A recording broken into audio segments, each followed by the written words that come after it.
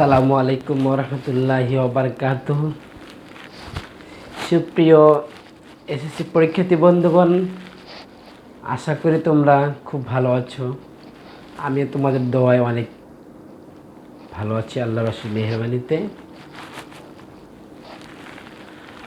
আজ আমি তোমাদেরকে শেখাবো চতুর্থ অধ্যায়ের ফিজিক্সের মধ্যে পদার্থবিজ্ঞানের চতুর্থ অধ্যায়ের সৃজনশীলের ঘনায়ের ক্ষেত্রে, বিশেষ করে যেটা এসে থাকে এই প্রশ্নটা, যে কোনো একটা বস্তু অর্থাৎ কোনো বস্তুর উপরটি ছেড়ে দিলে এটা বস্তুটির সংরক্ষণশীল নীতি সমর্থন করে কি না। অর্থাৎ আজকের আমাদের হট টপিকটা হলো এই অধ্যায়ের মূল একটা ইম্পর্টেন্ট একটা প্রশ্ন। যে প্রশ্নটা ঘয়ের ক্ষেত্রে এসে থাকে, যেটা প্রশ্নটা হলো বস্তুটি সংরক্ষণশীল নীতি সমর্থন করে কিনা বা সংরক্ষণশীল নীতি মেনে চলে কিনা, এই সম্পর্কে তোমাদেরকে আমি সুন্দরভাবে কয়েকটা ধাপে বোঝার চেষ্টা করবো, যাতে তোমরা বুঝতে পারো। আশা করি তোমরা যদি ফার্স্ট টু লাস্ট ভিডিওটা দেখো, তাহলে অবশ্যই শক্তি সংরক্ষণশীল নীতি সম্পর্কে আমি তোমাদের 2 থেকে 3টে ভিডিও আপলোড করব। আজকে শুধু এই চিত্রটা, আমি আলোচনা করব এই চিত্র সংক্রান্ত। যদি কোনো প্রশ্ন এসে থাকে যে শক্তির সংরক্ষণশীল নীতি সমর্থন করে কিনা, অর্থাৎ চিত্রটা এখানে কি বলছে, এই একটা বস্তু ওজন হলো 40 কেজি, ওজন কত 40 কেজি। এই বস্তুটাকে উপর থেকে মুক্তভাবে ছেড়ে দিলে এই বস্তুটা শক্তি সংরক্ষণশীল নীতি মেনে চলে কিনা। সো অ্যাট ফার্স্ট আমাদের জানতে হবে যে শক্তির সংরক্ষণশীল নীতিটা কি। শক্তির সংরক্ষণশীল নীতিটা কি? সো এখানে আমি প্রশ্নটা তুলে দিচ্ছি কি, এই বস্তুটা বলছি বস্তুটিকে বি বিন্দু থেকে, মানে এই বি বিন্দু থেকে ছেড়ে দিলে বস্তুটি শক্তির সংরক্ষণশীলতার নীতি মেনে চলবে, গাণিতিকভাবে বিশ্লেষণ দাও। প্রশ্ন হলো আমাদের এইটা। সুতরাং আমরা প্রথমে এই প্রশ্নটা অ্যান্সার করতে গেলে আমাদের বেসিক যে ধারণাটা জানতে হবে, শক্তির সংরক্ষণশীল নীতিটা কি। আচ্ছা, আমরা গত পর্বে আলোচনা করেছিলাম যে গতিশক্তি এবং বিভব শক্তিটা নিয়ে। কোনো একটা বস্তুকে যখন উপর থেকে নিচে ছেড়ে দেওয়া হবে, সেক্ষেত্রে আমরা 2টা শক্তি কাউন্ট করব, একটা হলো গতিশক্তি, একটা হলো বিভব শক্তি। আমরা জানি গতিশক্তিটা কি, বিভব শক্তিটা কি। গতিশক্তিটা কি, আমরা কোনো গতিশীল বস্তু তার গতির জন্য যে শক্তি লাভ করে সেটা হলো গতিশক্তি। মনে করো এই বস্তুটাকে যদি উপর থেকে আমি ছেড়ে দেওয়ার পরে কি, এটা অভিকর্ষ ত্বরণের কারণে অভিকর্ষ ত্বরণকে নিচের দিকে টানবে। আমরা নিউটনের আমরা এটা জানি যে উপর থেকে কোনো বস্তু যদি নিচ থেকে উপরে যদি নিক্ষেপ করা হয়, সেটা আবার নিচের দিকে পড়ে আসে। সুতরাং এখানে এই কথাটা বলছি, বস্তুটা যদি মুক্তভাবে এখানে ছেড়ে দেওয়া হয়, তাহলে এটা অভিকর্ষ ত্বরণের ফলে নিচে নামবে। তো যখন এটা আমরা ছেড়ে দেওয়ার কারণে কি, বস্তুটা কি বেগ পাবে না? এই বেগের কারণে যত জোরে মানে জমিনটা যত জোরে আকর্ষণ করবে, সেটা তত জোরে পড়তে থাকবে। বেগের কারণে বস্তুটা খুব দ্রুত পড়ে যাবে। অর্থাৎ আমরা জানি গতি, এই ক্ষেত্রে বস্তুটার গতিটা আস্তে আস্তে বেড়ে যাবে। এখানে আস্তে আস্তে এদিকে যত কাছে আসবে, যত দূরে তত মানে বস্তুটা যত নিচে নামবে, তত তার বেগ বেড়ে যাবে। অর্থাৎ বেগটা বেড়ে যাবে। সেক্ষেত্রে আমরা বলতে পারি গতিশক্তি কাকে বলে আমরা জানি, গতবার পড়েছি যে কোনো বস্তু তার গতির কারণে যে শক্তি লাভ করে সেটা হলো গতিশক্তি। আচ্ছা, আরেকটা হলো বিভব শক্তিটা কি। বিভব শক্তিটা হলো এই বস্তুটা যদি এখান থেকে, আমরা পড়ছিলাম যে বিভব শক্তিটা হলো স্বাভাবিক অবস্থান থেকে বা যে কোনো একটা অবস্থান থেকে অন্য কোনো অবস্থানে নিয়ে গেলে বস্তুটার মধ্যে কিছু শক্তি সঞ্চিত হয়। যেমন এই বস্তুটা মনে করি এখান থেকে নিয়ে আসছে, এখানে উপরে নিয়ে গেলে এর মধ্যে একটা শক্তি সঞ্চিত হবে, সেটা হলো বিভব শক্তি। বিভব শক্তির সূত্র আমরা জানি ইপি সমান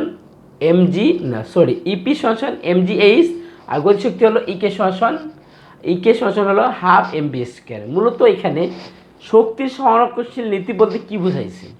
শক্তির সংরক্ষণশীল নীতি বলতে বোঝাচ্ছে এখানে ইকে প্লাস ইপি গতিশক্তি, মানে এই বিন্দুতে কয়েকটা বিন্দুতে, বি বিন্দুতে গতিশক্তি, এখানে ইকে প্লাস ইপি, এই জায়গাও ইকে প্লাস ইপি, এই জায়গাও এই বিন্দুতে ইকে প্লাস ইপি সকল ক্ষেত্রে যদি সমান হয়, যদি একই মান আসে, তখন কেবল শক্তি সংরক্ষণশীল নীতি মেনে চলবে।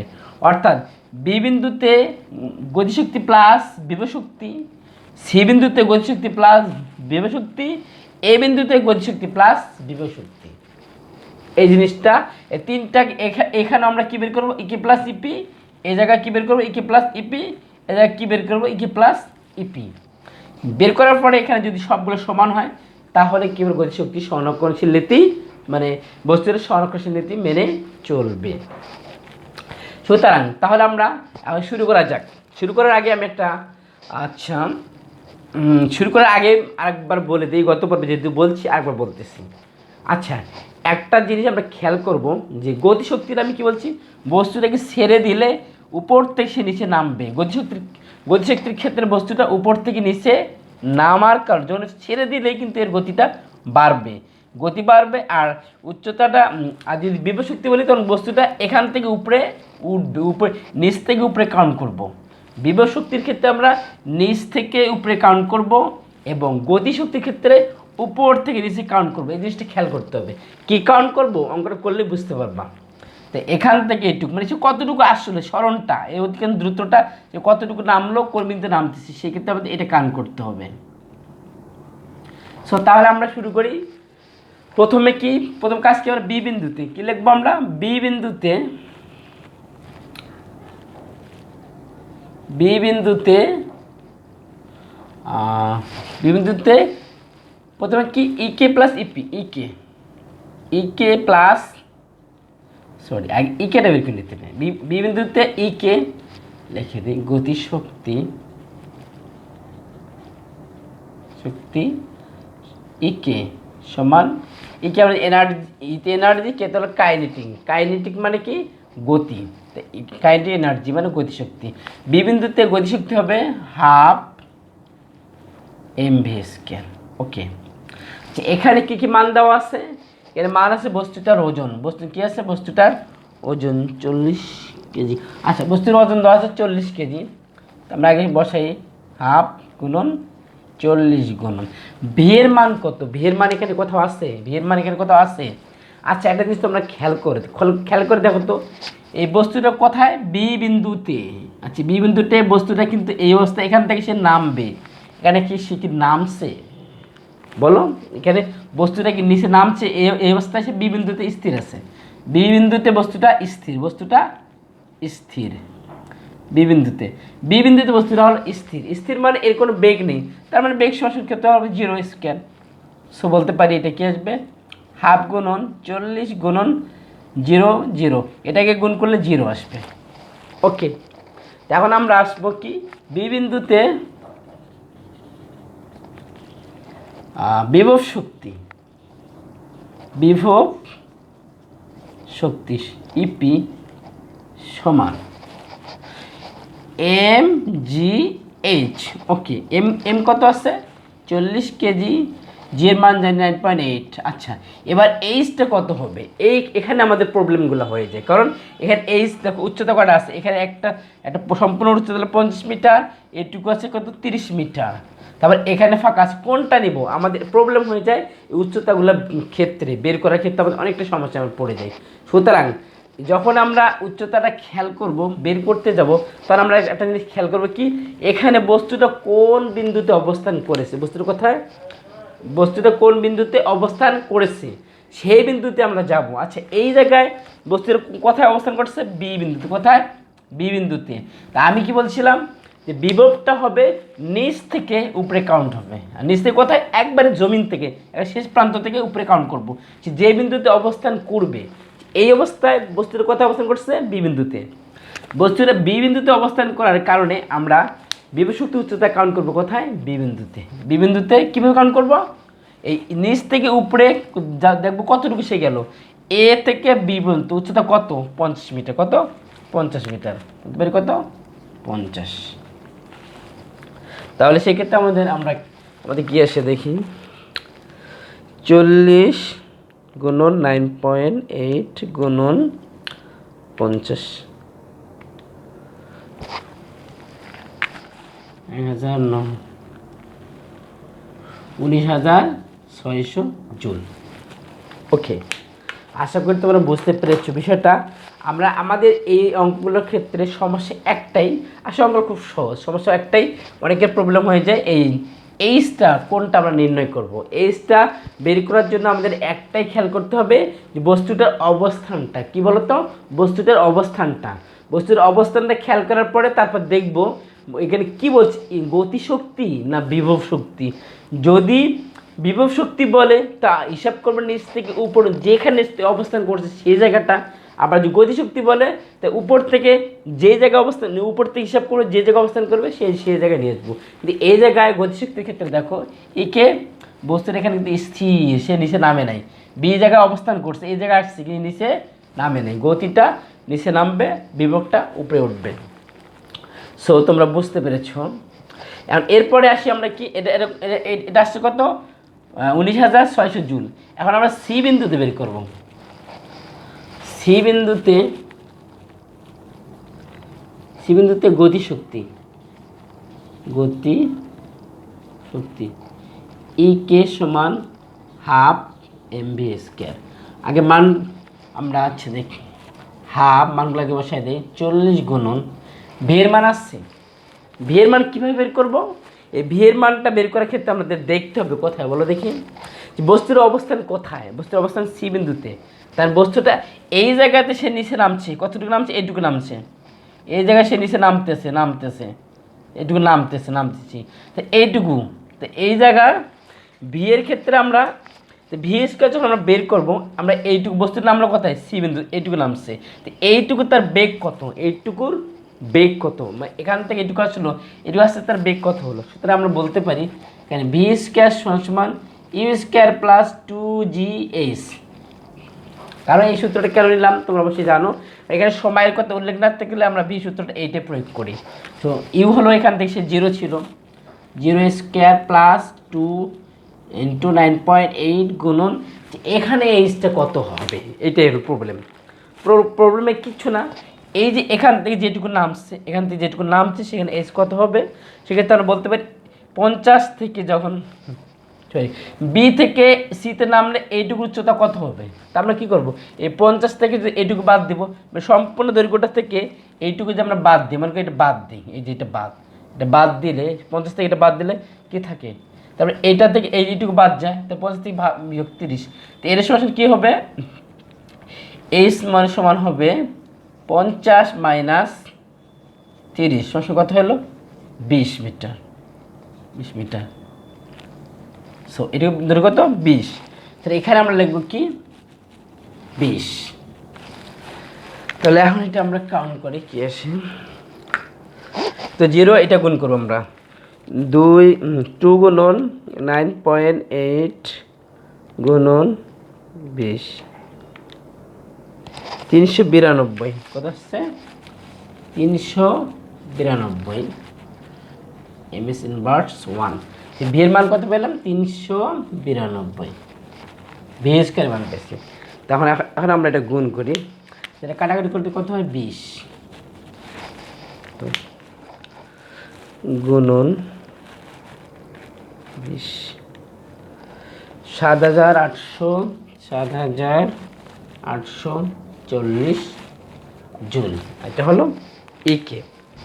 আচ্ছা, তারপরে আসি, এটা আমাদের কত আসছিল 19, এটা জিনিসটা খেয়াল রাখতে হবে যে বি বিন্দুতে আসছিল 19,600, সি বিন্দুতে আসতে হবে 19,600, এ বিন্দুতে আসতে হবে 19,600।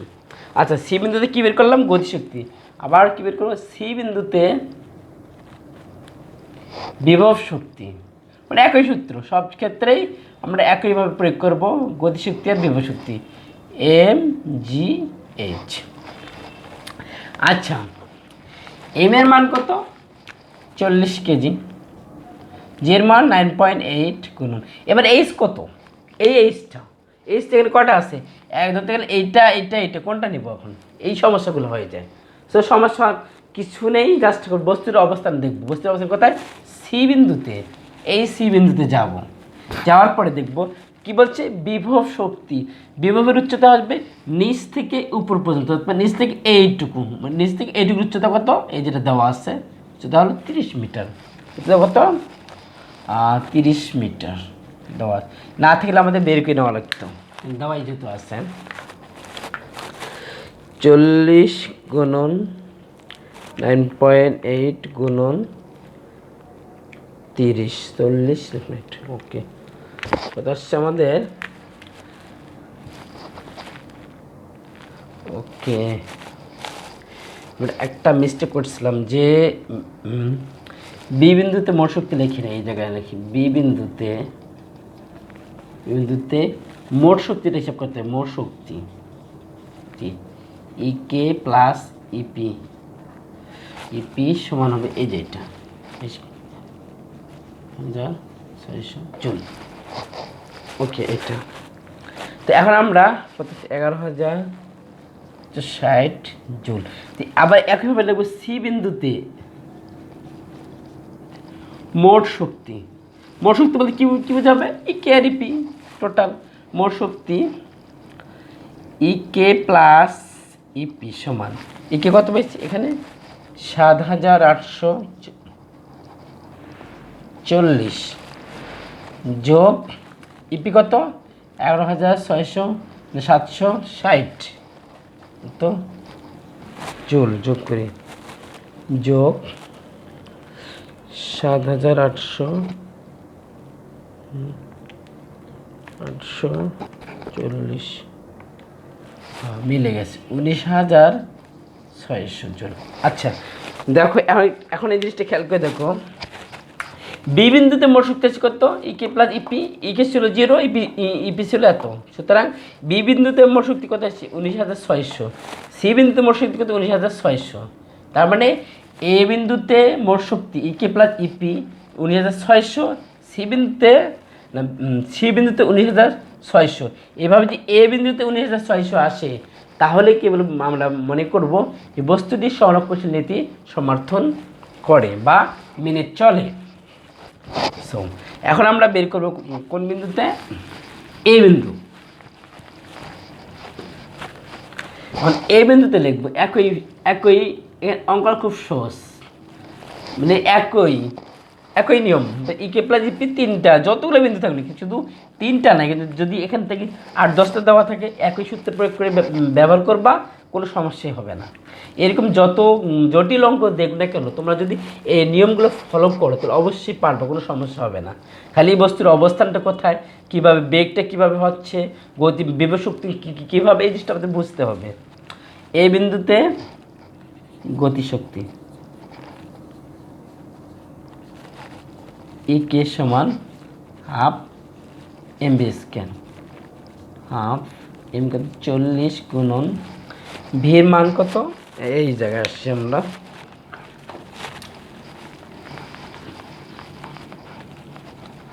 আচ্ছা এখন এ বিন্দুতে আমরা কি বের করবো, ই কে মানে গতিশক্তি ক্ষেত্রে, তার মানে এই জায়গা থেকে এখান থেকে বস্তুটা এই জায়গায় আসছে, এই জায়গায় তার বেগটা কত ছিল, মানে ভিটা কত ছিল, ভিটা দেওয়া আছে না, ভিটা আমরা বের করে নিতে হবে। বি সূত্রে কি ইউ স্কয়ার প্লাস 2gh, সেক্ষেত্রে আমরা বসাই দিই, চলো 0 প্লাস 2 ইন্টু 9.8, এইবার এইচটা কত হবে, এবার এইচটা দেখো, তার মানে বস্তুটা এখান থেকে পড়তে একবার নিচে পড়ে গেছে, তো এখান থেকে শুরু করে এবার নিচে কাউন্ট করব, অর্থাৎ গতিশক্তির যখন আমরা মানে বেগটা বের করব সেই ক্ষেত্রে যে উচ্চতাটা আসবে, যে উচ্চতাটা কাউন্ট করব কিভাবে, সে গতিশক্তি বলতে উপর থেকে যেখান থেকে সে যেখান থেকে শুরু করে যে পর্যন্ত নামছে, বা এখান থেকে শুরু করে বি বিন্দুতে শুরু করছে নামছে কোথায়, মানে যেখানে স্থির ছিল ওখান থেকে কাউন্ট করব, এখানে স্থির ছিল এখান থেকে সে নিচে নামছে কোথায়, এ বিন্দুতে, যে বিন্দুতে সে নামবে, মানে যে বিন্দুতে এখানে চাইবে সেই বিন্দু পর্যন্ত নিয়ে আসলে আমরা গতিটা পেয়ে যাব। এইচ কতটা নেবেন 50। এখন আমরা কত আসে 2 গুণন 9.8 গুণন 50 কত আসছে 980 এম এস ইনভার্স 1। এখানে আসছে কত 980, কত আসছে 20 গুণন 20, তার মানে কত আসছে 19,600 জুল। ওকে, তো এ বিন্দুতে কে কত আসছে 19,600 জুল। এবার আসে এ বিন্দুতে ইপি বা বিভব শক্তি এম জি এইচ। এম কত 40 গুণন জি কত 9.8, এইচ কত। এইবার আসবো আমরা বিভবের উচ্চতা। এ বিন্দুতে বিভব, বিভব মানে কি, বিভব হলো এই বস্তু এখান থেকে উপরে উঠবে, বস্তু থেকে উঠছে, এই বিন্দুতে বিভবের ক্ষেত্রে বস্তুটা এই জায়গায় স্থির, বস্তুটা এখান থেকে উপরে কোথাও নিয়ে যাওয়া হয়নি। এই বিন্দুতে বিভব, বিভব স্থির, মানে বস্তুটা এই বিন্দুতে বস্তু করো স্থির, এই ক্ষেত্রে স্থির আছে এখানে, তার মানে এর কোনো উচ্চতা আছে, বস্তুটা স্থির উপরে উঠে নাই, বিভবের ক্ষেত্রে উপরে উঠবে। তার মানে এই যে এই বিন্দুতে ইপি, ইপি মানে কি, বিভবের ক্ষেত্রে বস্তুটা নিচ থেকে উপরের দিকে উঠবে, কিন্তু এই জায়গায় কি উঠছে কি বস্তুটা, না, বস্তুটা এখানে স্থির আছে, বস্তুটা কি বলতো স্থির। স্থির মানে তার কোনো উচ্চতা নেই, কোথাও সে যায়নি, তাহলে এইচ কী হবে 0। এটা কিন্তু আমরা কাউন্ট করি, টোটাল কী আসবে 0 একদম। সুতরাং আমরা বলতে পারি এই বিন্দুতে মোট, এখন আমরা লিখতে পারি মোট শক্তি, এ বিন্দুতে মোট শক্তি সমান ইকে প্লাস ইপি। ইকে কত আসছে 19,600 0, তার মানে 19,600 জুল। ওকে, তাহলে তোমরা অবশ্যই বুঝতেই পারলা যে বি বিন্দু সি, বি বিন্দুতে সি বিন্দুতে এবং এ বিন্দুতে মোট শক্তি বলতে ইকি প্লাস ইপি, অর্থাৎ গতিশক্তি প্লাস ইপি, ইপি অর্থাৎ বিভব শক্তির সমষ্টি সবখানে সমান। এখানেও হলো 19,600, এখানেও 19,600, এখানে 19,600। সুতরাং আমরা বলতে পারি যে উপরে উল্লেখিত বস্তুটি শক্তির সংরক্ষণশীল নীতি মেনে চলে। আশা করি তোমরা সবাই বুঝতে পেরেছো বন্ধুরা। এখানে সবচেয়ে মেইন প্রবলেম যেটা হবে আমাদের উচ্চতার ক্ষেত্রে, কারণ গতিশক্তির উচ্চতা, উচ্চতা কি, গতিশক্তি বেগ বের করার ক্ষেত্রে যে উচ্চতাটা আর বিভব শক্তির উচ্চতাটা, এটা আমাদের যে প্রবলেমটা হয়। আশা করি এটা আমি যেভাবে বললাম তোমরা যদি এইভাবে ফলো করো 100% তোমরা প্রতিটা অঙ্কই এই সংক্রান্ত, এই মানে এই সংরক্ষণশীল নীতি সংক্রান্ত যত অঙ্ক আছে সবগুলো তোমরা করতে পারবা, বিশেষ করে চিত্রগুলো সম্পর্কে কিছু চিত্র দেওয়া থাকে। আচ্ছা, আমি তো তোমাদের আবারও একবার বলতেছি যে গতিশক্তির ক্ষেত্রে যখন আমরা কোনো উচ্চতারা ভি স্কোয়ার বের করার ক্ষেত্রে উচ্চতারা কাউন্ট করব, সেটা হবে যে বস্তুটা গতিশক্তির ক্ষেত্রে উপর থেকে নিচে নামবে, যে বিন্দুতে নামবে সেই বিন্দু পর্যন্ত আমরা দৈর্ঘ্যটা বা উচ্চতাটা বের করব। মনে করো বি থেকে নামলো সি, উচ্চতা হবে এইটুকু, আবার বি থেকে নামছে এ, উচ্চতা হবে এখান থেকে এইটুকু। এবার আসি বিভবের ক্ষেত্রে। বিভবের ক্ষেত্রে বস্তুটা এই জায়গায় এ বিন্দুতে যদি বিভব শক্তি ধরি, তো এখানে এইচ কি 0, কারণ বস্তুটা স্থির। আবার যদি সি বিন্দুতে বিভব ধরি তাহলে কি হবে, এ থেকে সি পর্যন্ত, তাহলে কি এসি এটুকু দৈর্ঘ্য। আবার যদি বিভবের ক্ষেত্রে বি বিন্দুতে যদি বিভব ধরি, এর উচ্চতার বের করার চেষ্টা করি, তাহলে আমি কী করবো, এ থেকে বি পর্যন্ত, এ বি উচ্চতাটা। আশা করি তোমরা বুঝতে পেরেছো। তোমরা যদি আমি যেভাবে করাইলাম এইভাবে খুব সহজভাবে, যাতে করে তোমরা বুঝতে পারো, সেইভাবে আমি বোঝার চেষ্টা করছি। ইনশাআল্লাহ তোমরা যদি একটু মনোযোগ সহকারে ভিডিওটা দেখো, আমার বিশ্বাস শক্তির সংরক্ষণশীল নীতি সম্পর্কে তোমরা সব যতগুলো সৃজনশীল আছে অবশ্যই করার চেষ্টা করবা, অবশ্যই পারবা, ইনশাআল্লাহ পারবা। এরপরও আমি শক্তি সংরক্ষণশীল নীতির ব্যতিক্রম আর 2-1টা আছে, আর 2টা ভিডিও আপলোড করবো এই সংক্রান্ত। টোটালে এখানে যে অঙ্কগুলো আছে, ঘয়ের ক্ষেত্রে যে অঙ্কগুলো আসছে আমাদের, মানে বিশেষ করে শক্তি সংরক্ষণশীল নীতি, তারপরে কর্মদক্ষতার পরিবর্তন, ব্যয়িত শক্তির পরিবর্তন, আর সময়ের পরিবর্তন। কর্মদক্ষতা বৃদ্ধি করলে সময় কতটুকু কমে যাবে, আর কর্মদক্ষতা বৃদ্ধি করলে সময় কতটুকু, মানে সময় তো বললাম, মানে শক্তি কতটুকু, মানে শক্তি কতটুকু কম লাগবে, এবং কর্মদক্ষতা যদি কমে যায় তাহলে কি, কর্মদক্ষতা বাড়লে সময় কমে যাবে, শক্তি কমে যাবে, কার্যকর ক্ষমতা বাড়বে। আবার যদি কর্মদক্ষতা কমে যায়, যদি মানুষ আস্তে আস্তে দুর্বল হয়ে যায়, বয়স্ক হয়ে যায়, কারণ একটা ইয়াং ইয়াং মানুষ একটা ইয়াং আর একটা মানে বৃদ্ধ কিন্তু এক না। আস্তে আস্তে যদি কর্মদক্ষতা কমে যায়, আস্তে আস্তে কী হবে, সময়ও বাড়বে, শক্তিও অনেক শক্তির দরকার হবে, কার্যকর ক্ষমতা কমে যাবে। এই জিনিসটা আমি যখন পরবর্তী ক্লাসে যখন মানে পরবর্তী ভিডিও যখন আপলোড করবো, তখন আমি এই বিষয়টা নিয়ে কর্মদক্ষতা নিয়ে বিস্তারিত বোঝানোর চেষ্টা করবো। ইনশাআল্লাহ তোমরা সবাই পারবে। আমার ক্লাসটা যদি তোমাদের ভালো লাগে, যদি মনে হয় না এই স্যারের ক্লাসে আমরা সব কিছু বুঝতে পারছি, আমাদের বুঝতে কোনো অসুবিধা হচ্ছে না, তাহলে তোমরা সাবস্ক্রাইব করতে ভুলবে না। অবশ্যই সাবস্ক্রাইব করে রাখবা নিত্য নতুন ভিডিও পেতে। এরপরে যদি কোনো ভুল ত্রুটি থেকে থাকে, কারণ কেউ ভুলের ঊর্ধ্বে নয়, যদি এরপর সামান্য কোনো ত্রুটি যদি থেকেও থাকে, যে জায়গাটা তোমাদের কোনো ভুল যদি মনে হয়, সেই বিষয়টা নিয়ে যে অর্থাৎ তোমরা যদি কোথাও যদি বুঝতে তোমাদের প্রবলেম হয়ে যায়, সেই বিষয়টায় আন্ডারলাইন করে সেই বিষয়টা ধরে তোমরা আমার কমেন্ট বক্সে গিয়ে কমেন্টস করবা, আমি সেই অনুযায়ী তোমাদের বোঝার চেষ্টা করবো ইনশাআল্লাহ। আসসালামু আলাইকুম ওয়া রাহমাতুল্লাহি ওয়া বারাকাতুহু।